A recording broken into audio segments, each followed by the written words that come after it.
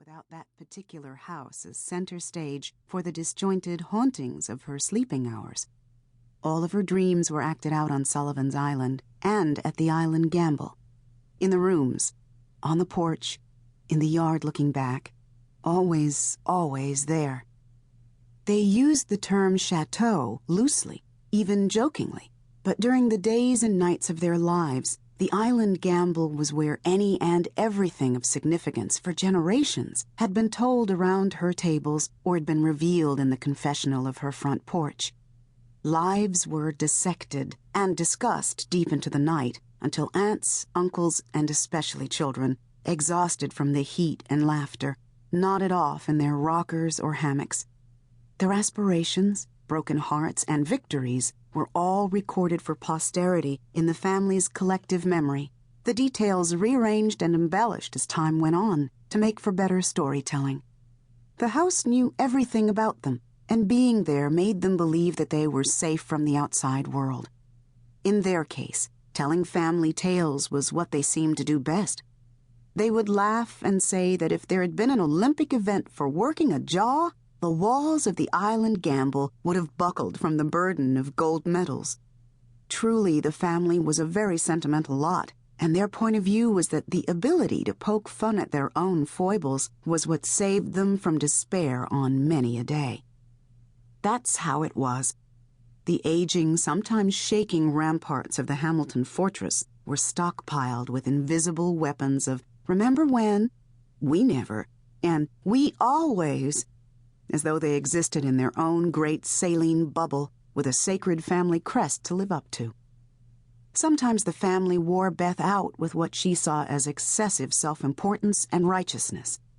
One day, her aunts, uncles, and cousins would all be the stuffings of novels, even memoirs, perhaps, if she could find the courage to put it all on paper. But not just yet. Today, Beth was on another mission. The dutiful daughter was back. Beth gathered her luggage, walked Lola on the grassy median outside, and found a place in the short taxi line. Part of her was excited, and the other part was simply miserable. She loved Sullivans Island because it was her personal time warp. Even though it was 2009, when you were there you could almost believe that Eisenhower was still in office, even though that was well before her time. But in her heart, she felt the island really belonged to her mother's generation and those before her. The last 4 years had prepared her to live her own life, independent of her tribe. Isn't that why she went to college 1,000 miles away in the first place? Further, this assignment, decided upon with the cavalier flick of her mother's and aunt's royal wrists, blocked her from pursuing her own dream, but enabled her mother to live hers.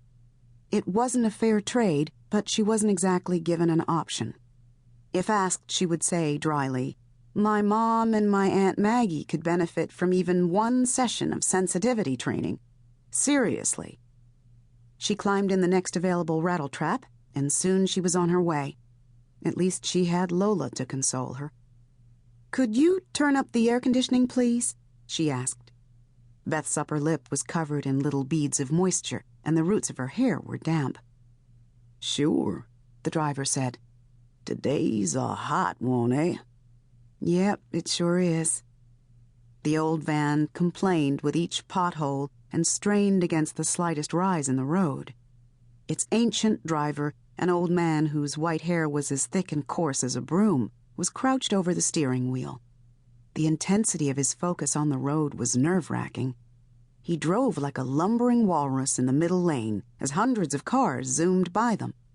She actually considered offering to drive, thinking she preferred death by her own hand.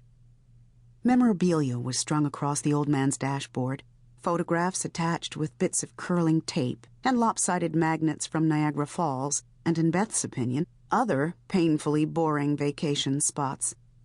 Judging from their faded condition, the people in those pictures, his children, she guessed, were grown and had been gone from his home for a long time. His taxi license read, Mr. George Brown. He sighed loudly and cleared his throat as the van's transmission struggled and jerked with each changing gear. She wondered if they would ever reach the causeway. Mr. Brown didn't know that he was delivering her little dog, 2 large suitcases.